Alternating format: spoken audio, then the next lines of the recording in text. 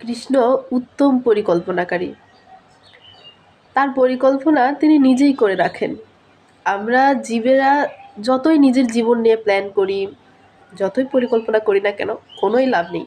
আমাদের জীবন নিয়ে তিনি আগেই পরিকল্পনা করে রেখেছেন কী কী ঘটবে আমাদের জীবনে। তবে আমরা মায়াবদ্ধ জীবেরা এটা বুঝি না। নিজের জন্য কত কিছু প্ল্যান করে রাখি, এইটা করব, সেইটা করব, কিন্তু প্রকৃতপক্ষে কৃষ্ণ যা চাইবে সেটাই হবে। গৌরাঙ্গ মহাপ্রভুর করুণা কৃপা না হলে কোনো দিনও আপনি না তো ভক্ত সঙ্গ করতে পারবেন, না তো সাধুগুরু বৈষ্ণবের দর্শন পাবেন, না তো কোনো ধাম দর্শন করতে পারবেন, আর না তো আপনার গুরু কৃপা হবে। কি কপাল আমার!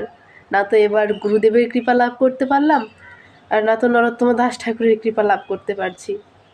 সেটাই বসে বসে ভাবছিলাম যে নিজের পরিকল্পনা কত কিছুই না করে রাখি, কিন্তু কৃষ্ণ যদি না চায়, আমার গৌরাঙ্গ যদি না চায়, সেসব পরিকল্পনা কোনো দিনও সফল হবে না।